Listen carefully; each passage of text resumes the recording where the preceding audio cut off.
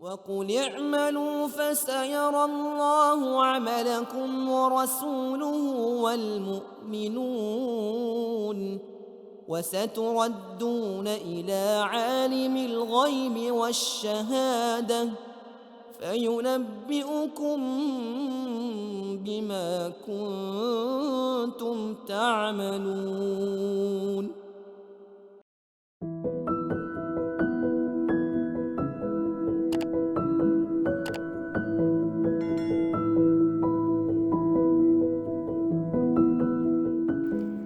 Sungguh nikmat orang yang sudah mendapat perhatian Allah dan Rasul-Nya. Jika perhatian dari atasan, pejabat, dan orang-orang yang berkuasa saja sudah bisa membuat kita kegirangan, bagaimana jika perhatian itu datang dari pencipta alam semesta beserta ciptaannya yang paling indah, yaitu baginda Nabi? Apalagi yang kita cari di dunia selain dua hal tersebut?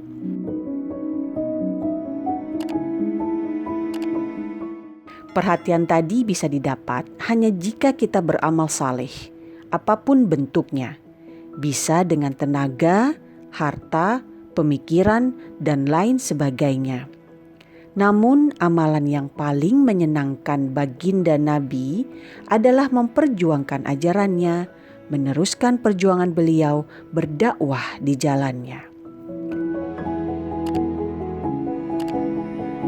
Kami mengajak ikhwan akhwat pendengar radio Silaturahim dan pemirsa Rasil TV bersama-sama berjuang bersama radio Silaturahim dengan berdonasi ke nomor rekening berikut.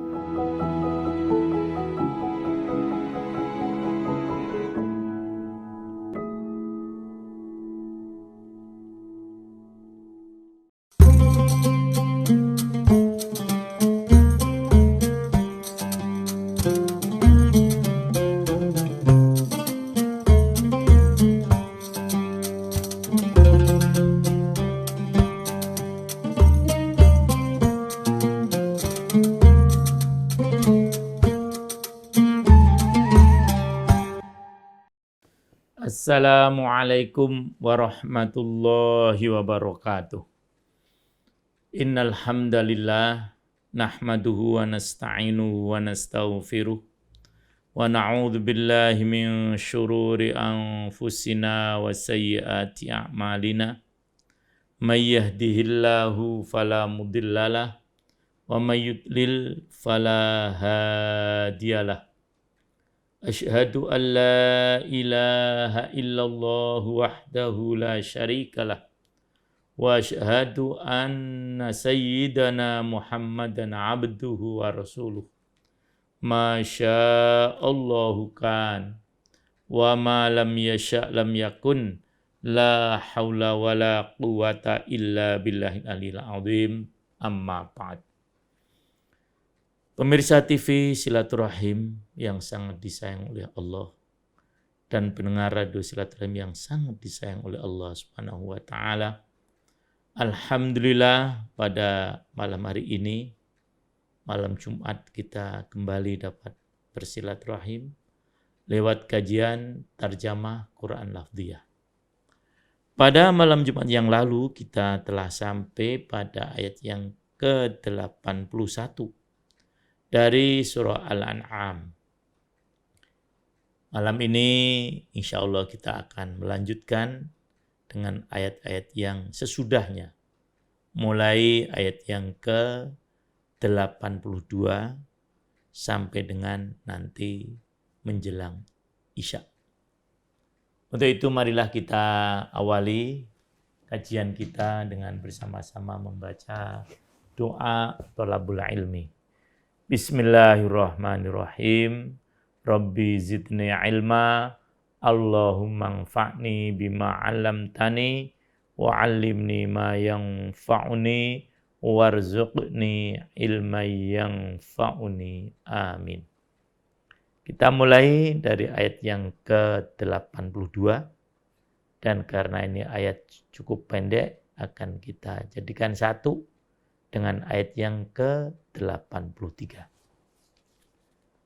A'udzu billahi minasy syaithanir rajim. Bismillahirrahmanirrahim. Alladzina amanu wa lam yalbisu imanahum bizulmin ulaika lahumul amnu wa hum muhtadun.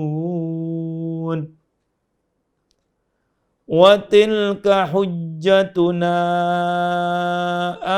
atainaha Ibrahim ala qaumih narfa'u darajatim man nasha' inna rabbaka hakimun alim.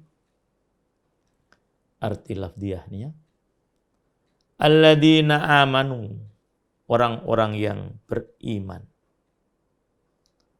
walam yalbisu, dan tidak mencampur adukkan, dan mereka tidak mencampur adukkan imanahum, iman mereka, bizulmin, dengan kezaliman. Ulaika, mereka itu adalah, lahum, bagi mereka, al-amnu, rasa aman. Wahum, dan mereka, muhtadun, orang yang mendapat petunjuk. Arti keseluruhan dari ayat 82 dari surah Al-An'am ini adalah orang-orang yang beriman dan tidak mencampur adukkan iman mereka dengan kezaliman. Para sahabat pernah bertanya, apa yang dimaksudkan kezaliman di sini? Rasulullah Shallallahu Alaihi Wasallam menyatakan syirik.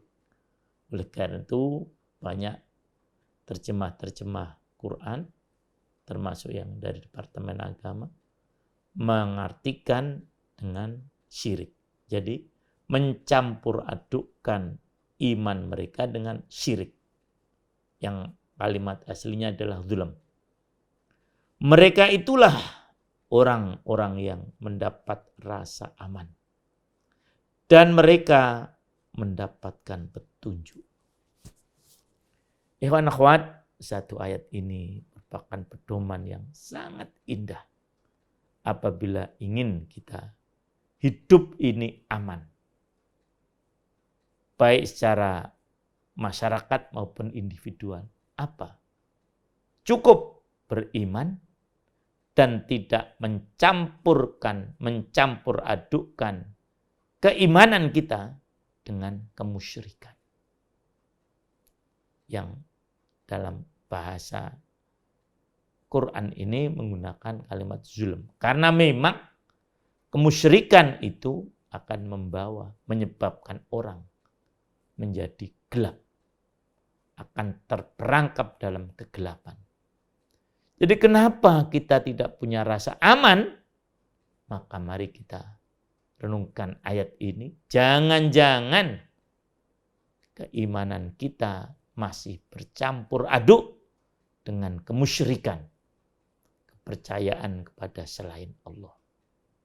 Padahal Allah menjelaskan orang-orang yang beriman dan tidak mencampur adukkan keimanannya dengan kemusyrikan, dijamin mereka akan aman. Dan mereka itu orang yang mendapatkan petunjuk. Selanjutnya ayat 83. Watilka, dan itulah hujjatuna, keterangan kami, argumentasi kami. Atainaha, yang kami berikan itu atau dia, hujjah tadi, Ibrahim, kepada Ibrahim. Ala qaumih, atas kaumnya. Narfa'u kami tinggikan, kami mengangkat. Darajatin beberapa derajat. Man orang nasya yang kami kehendaki. Inna rabbaka sesungguhnya Tuhanmu hakimun maha bijaksana, alimun lagi maha mengetahui. Arti secara keseluruhan dari ayat 83 ini adalah, dan itulah keterangan kami yang kami berikan kepada Ibrahim untuk menghadapi kaumnya. Kami tinggikan derajat siapa yang kami kehendaki. Sesungguhnya Tuhanmu maha bijaksana dan maha mengetahui. Jadi rangkaian ayat mulai ayat yang ke-74 atau 75 sampai dengan ayat 82 ini merupakan argumen yang diberikan oleh Allah kepada Nabi Ibrahim alaihissalam dalam menghadapi kaumnya. Karena memang kaumnya dalam keadaan zulm, musyrik, kezaliman, kegelapan, terutama sekali oleh rajanya yaitu Namrud. Nabi Ibrahim diberikan beberapa argumen oleh Allah yang kalau kita lihat pada ayat-ayat yang sebelumnya, di mana beliau ditampakkan oleh Allah kekuasaan Allah di langit dan di bumi. Pertama beliau melihat bintang, kemudian melihat bulan, melihat matahari, dan seterusnya, yang akhirnya beliau berkesimpulan itu semuanya bukan Tuhan. Tuhan adalah pencipta dari semuanya itu. Nah, kemudian Allah menyatakan apabila seseorang beriman dan tidak mencampur adukkan keimanannya dengan kemusyrikan akan mendapatkan rasa aman. Itu semuanya adalah argumen yang diberikan oleh Allah kepada Nabi Ibrahim alaihissalam dalam menghadapi kaumnya yang tidak mau meninggalkan kemusyrikan. Itulah para ikhwan semuanya tentang rangkaian ayat ini. Selanjutnya Allah berfirman pada ayat yang ke-84 dan nanti kita lanjutkan dengan 85 karena yang 85 juga cukup pendek. Kita mulai dari ayat yang ke-84. Wa wahabna lahu Ishaq wa Ya'qub kullan hadaina wa Nuhan hadaina min qablu wa min dhurriyyatihi Dawud ومن ذريته داود وسليمان وأيوب ويوسف وموسى وهارون وكذلك نجزي المحسنين وزكريا ويحيى وعيسى وإلياس كل من الصالحين. Arti lafziahnya, wahabna dan kami anugerahkan lahu kepadanya, maksudnya Ibrahim alaihissalam, Ishaq, wa Yaquba dan Yakub. Kullan masing-masing hadaina kami beri petunjuk. Wa Nuhan dan kepada Nuh. Hadaina kami berikan petunjuk juga. Min qablu dari sebelumnya. Wa min dzurriyyatihi dan dari keturunannya, keturunan Ibrahim. Dawud, yaitu Daud. Membaca lafaz Daud, wawunya mesti panjang. walaupun tidak ada wawu matnya di situ. Inilah rasm Al-Quran. Maka biasanya yang berharokat, harokatnya dibuat terbalik. Menunjukkan kalau ini panjang, harokat dumahnya. Jadi sekali lagi membaca Dawud itu mesti panjang, walaupun tidak ada wawunya. Wa Sulaimana dan Sulaiman. Wa Ayyuba dan Ayub. Wa Yusufa dan Yusuf. Wa Musa dan Musa. Wa Harun dan Harun. Wa kadzalika dan demikianlah. Najzi kami beri balasan al-muhsinin, orang-orang yang berbuat kebaikan. Arti keseluruhannya ayat 84. Dan kami telah menganugerahkan Ishak dan Yakub kepadanya. Kepada masing-masing telah kami beri petunjuk. Dan sebelum itu kami telah memberi petunjuk kepada Nuh dan kepada sebagian keturunannya, yaitu Nabi Daud, Sulaiman, Ayub, Yusuf, Musa, dan Harun. Dan demikianlah kami memberi balasan kepada orang-orang yang berbuat baik.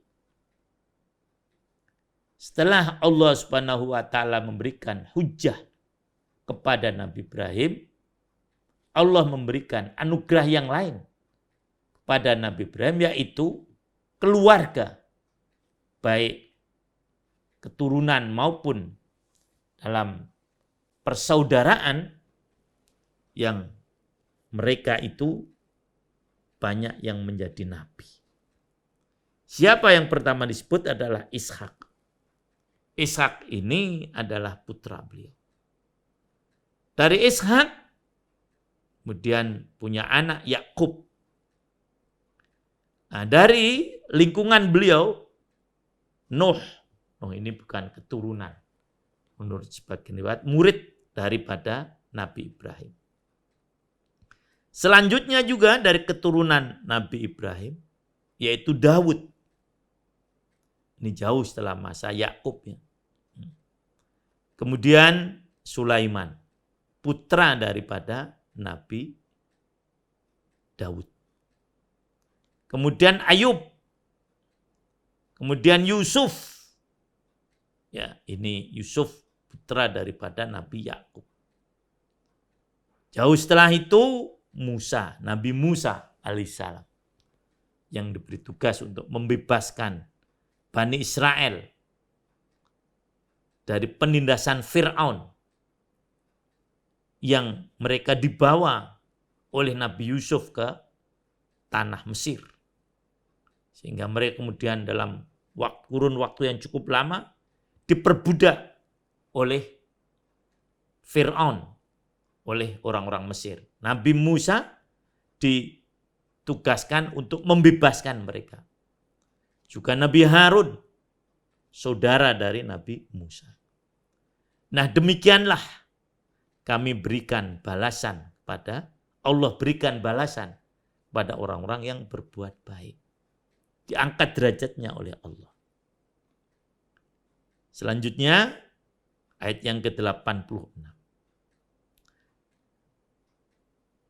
Wa Zakaria dan Zakaria. Wa Yahya dan Yahya. Wa Isa dan Isa. Wa Ilyas dan Ilyas. Kullun masing-masing minas sholihin, termasuk orang-orang yang saleh. Arti keseluruhan dari ayat 86. Dan Zakaria, Yahya, Isa, Ilyas, semuanya termasuk orang-orang yang soleh. Jadi selanjutnya keturunan dari Nabi Ibrahim adalah Nabi Zakaria. Nabi Yahya, putra dari Nabi Zakaria. Kemudian Isa, yang Allah Subhanahu wa taala ciptakan tanpa seorang ayah. Kemudian Nabi Ilyas, dan masing-masing mereka adalah orang-orang yang solih. Selanjutnya ayat 86-87. Wa Ismaila wal Yasa wa Yunus wa Luta wa kullan faddalna 'alal 'alamin wa min abaihim wa dhurriyyatihim wa ikhwanihim wajtabainahu wa hadainahu ila siratim mustaqim. Saya terjemahkan seluruhnya ya, secara lafdiyah, nanti juga saya terjemahkan keseluruhan dengan 2 ayat sekaligus. Wa Ismaila dan Ismail, wal Yasa dan Yasa atau Ilyasa, wa Yunusa dan Yunus, wa Luton dan Lut, wa kullan dan masing-masing faddalna kami anugerahkan, alal alamin kami lebihkan, alal alamin atas umat lain di masanya.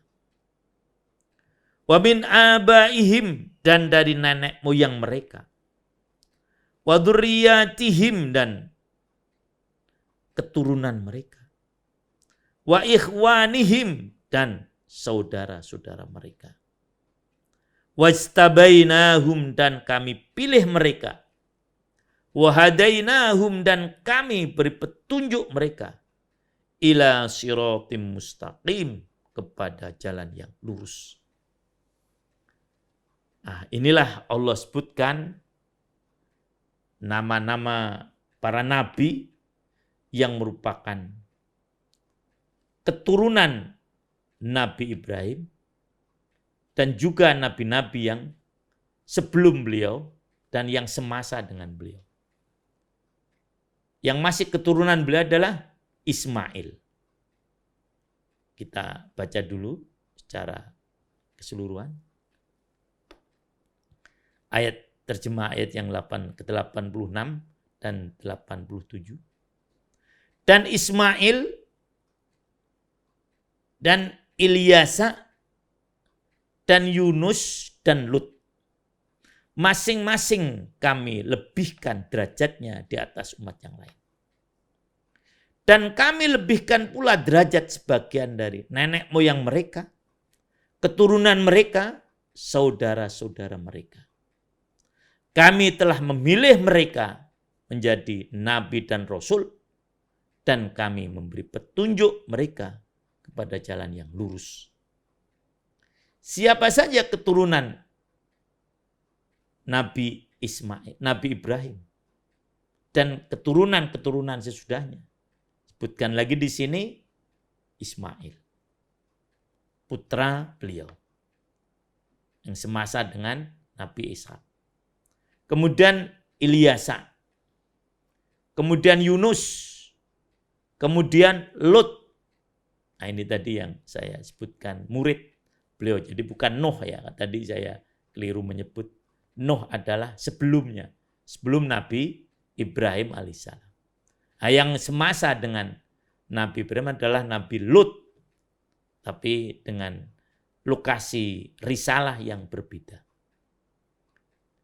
Kemudian Allah menyatakan masing-masing diberikan kelebihan, dilebihkan atas umat yang lain pada masanya. Dan juga orang tua mereka, orang tua para nabi itu, yang disebutkan ada, kalau kita hitung para hewan ada 17 ya, 18 dengan beliau Nabi Ibrahim. Kemudian juga saudara-saudara mereka dan juga orang-orang yang dipilih di antara mereka Dan di antara mereka ada yang diberikan petunjuk oleh Allah kepada jalan yang lurus. Jadi penyebutan 17 nabi tadi memang tidak berurutan sesuai dengan masanya. Tapi menunjukkan bahwasanya orang-orang atau nabi-nabi ini punya hubungan dengan Nabi Ibrahim alaihissalam. Baik hubungan secara nasab maupun hubungan secara ideologis atau secara akidah. Kalau kita urutkan adalah Nabi Nuh, kemudian Nabi Lut, dan setelah itu Nabi Ishak, Nabi Yakub, Nabi Dawud, Nabi Sulaiman, Nabi Ayub, Nabi Yusuf, ini pun juga melompat ya, karena itu putra dari Nabi Yakub. Kemudian selanjutnya adalah Nabi Musa, kemudian Nabi Harun, dan Nabi Zakaria, kemudian Nabi Yahya, kemudian Nabi Isa, kemudian Nabi Ilyas, kemudian Nabi Ismail, ini pun dekat dengan Ishak sana ya, itu ini disebutkan di belakang. Kemudian Nabi Ilyasa, kemudian Nabi Yunus, ini yang ke-18, yang ke-16, dan yang ke-17 adalah Nabi Lut alaihimussalatu wassalam. Demikianlah nabi-nabi yang disebutkan oleh Allah di dalam Al-Quran. Yang seluruhnya ada 25, yang kemudian secara akidah Ahlussunnah wal Jamaah itu wajib kita ketahui. Selanjutnya ayat yang ke-88. Dzalika hudallahi yahdi bihi man yasha'u min ibadihi walau asyraku lahabita anhum ma kanu ya'malun.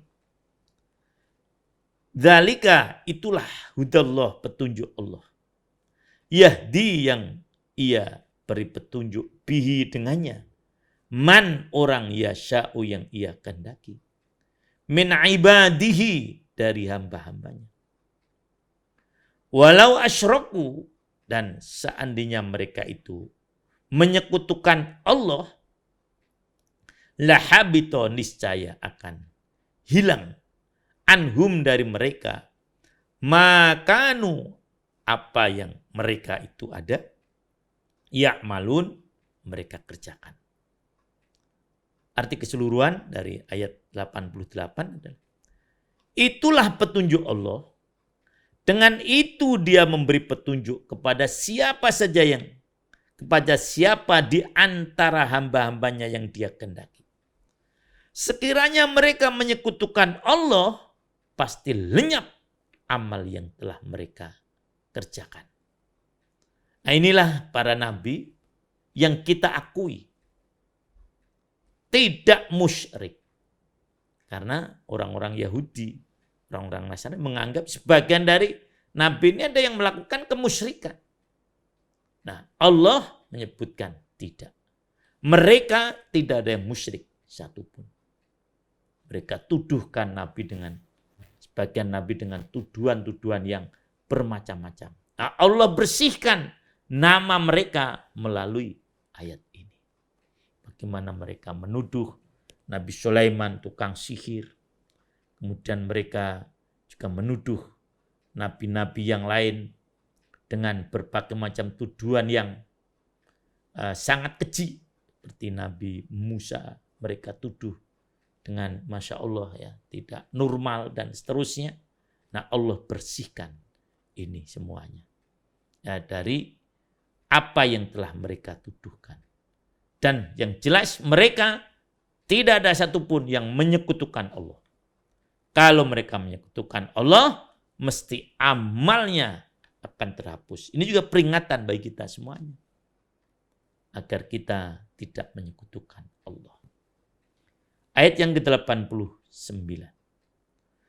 Ulaika alladzina atainahumul kitaba wal hukma wan nubuwah fa in yakfur biha haula'i faqad wakkalna biha qauman laisu biha bikafirin. Arti lafziahnya, ulaika, mereka itulah. Alladzina, orang-orang yang atainahum, kami berikan kepada mereka. Alkitaba, kitab. Wal hukma, dan hikmah. Wa nubuwata, dan kenabian. Fa iyakfur, maka jika mengingkari biha dengannya haulai, mereka, fa'yakfur, jika mengingkari biha dengannya haulai, mereka di sini maksudnya adalah orang-orang Quraisy. Faqad wakkalna, maka kami telah serahkan biha, dengan itu semuanya, kauman, kepada kaum laisu, yang mereka itu biha, dengan itu semuanya tidak bikafirin, kafir. Arti secara keseluruhan, mereka itulah orang-orang yang telah kami berikan kitab, hikmah, dan kenabian. Jika orang-orang Quraisy itu mengingkarinya, maka kami menyerahkannya kepada kaum yang tidak mengingkarinya. Jadi Allah sebutkan itu melalui Rasulullah SAW untuk menyatakan bahwasanya beliau juga utusan Allah. Nah, kalau Allah menyebutkan para nabi tadi, orang-orang yang dianggap sebagai nabi, dan kemudian orang-orang itu diingkari, tidak mau diterima oleh orang-orang Quraisy, orang-orang yang tidak mau menerimanya, bagi Allah tidak menjadi hal yang prinsip. Karena Allah akan menyerahkan itu kepada kaum yang lain yang mau menerimanya. Dan memang betul, ketika orang Quraisy tidak mau menerima, Allah serahkan risalah, kenabian, dan syariat ini kepada orang-orang Yasrib, orang-orang Madinah, yang akhirnya mereka masuk Islam, dan kemudian orang Quraisy pun juga masuk Islam juga. Nah, itulah para ikhwan semuanya tentang para nabi yang kalau ada yang tidak menerima, Allah akan berikan kepada kaum yang lain yang mau menerimanya. Ayat yang ke-90 yang terakhir. Ulaika alladzina hadallahu fabihudahu muqtadih. Qul la as'alukum alaihi ajra in huwa illa dzikra lil alamin. Para ikhwan, arti lafziahnya adalah ulaika, mereka itulah, alladzina, orang-orang yang hada, telah memberikan petunjuk Allah, fabihudahum, maka dengan petunjuk Allah kepada mereka, iktadih, ikutilah petunjuk itu. Kul, katakanlah, la as'alukum, saya tidak minta kepada kalian, alaihi, atasnya, ajron, upah, in huwa, tidaklah dia, illa, kecuali, dzikra, peringatan lil alamin, bagi bagi semesta alam. Adik keseluruhan dari ayat 90. Mereka itulah para nabi yang telah diberi petunjuk oleh Allah. Maka ikutilah petunjuk mereka.